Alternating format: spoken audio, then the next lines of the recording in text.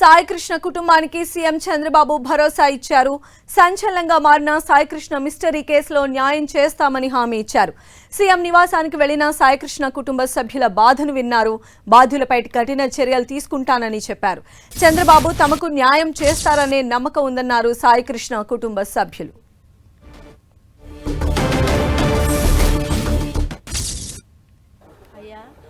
చంద్రబాబు గారిని కలవాలనుకున్నాను. సీఎం గారిని కలిశాను. నాకు తగ్గ న్యాయం చేశారు. ఆయన నా బిడ్డ కేసులో నాకు సాయం చేస్తానన్నారు. నాకు తగ్గ న్యాయం చేశారు. నేను అదే చాలు అనుకుంటున్నా. నా పిల్లోడి గురించి నాకు న్యాయం చేశారు.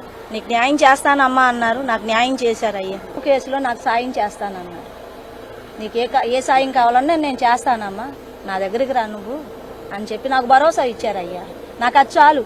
నేను ఇందాక 2 రోజుల నుంచి నేను కలవాలనుకుంటున్నా. ఈరోజు ఒక వ్యక్తికి జరిగిన అన్యాయానికి కంపల్సరీ ఒక్కోసారి పోరాటం చేయాల్సి వస్తుందండి. ఆ వ్యక్తికి న్యాయం జరగడం కోసం అందరూ ఏకమవుతాం. ఆ వ్యక్తికి ఎప్పుడైతే న్యాయం జరిగిద్దో అప్పుడే గవర్నమెంట్ కరెక్ట్గా పరిపాలన చేస్తుందనే నిర్ణయానికి వచ్చాం మేమందరం. ఈ రోజున మాకు అన్యాయం జరిగింది, తిరిగి మాకు న్యాయం జరిగింది. ఎవరైతే మమ్మల్ని ఇబ్బంది పెట్టారో ఆ వ్యక్తి మీద క్రిమినల్ కేసు పెట్టినందుకు మేము చాలా సంతోషిస్తున్నాం. మాకెవరి మీద కక్షలు, కార్పణ్యాలు, రాజకీయ ద్వేషాలు లేవు. చంద్రబాబు గారు ఇచ్చిన హామీ ఏంటంటే ఒకవేళ సాయికృష్ణకి ఏదన్నా అన్యాయం జరిగితే కంపల్సరీ వెరిఫికేషన్ చేసి ఎవరైతే నిందితులు ఉన్నారో వాళ్ళందరినీ శిక్షిస్తా అన్నారు. మా ఫ్యామిలీ మొత్తం కూడా ఫస్ట్ నుంచి కోరుకున్నది అదే.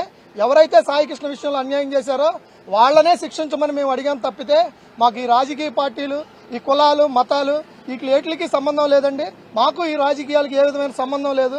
మేము కేవలం అభిమానులు మాత్రమే కానీ మేము రాజకీయ నాయకులం కాదండి. ఒక తల్లి బాధ అర్థం చేసుకుని చంద్రబాబు గారు వాదార్చిన విధానానికి మేము ఆయనకి చేతులు జోడించి సవినయంగా నమస్కారాలు తెలియజేసుకుంటూ సెలవు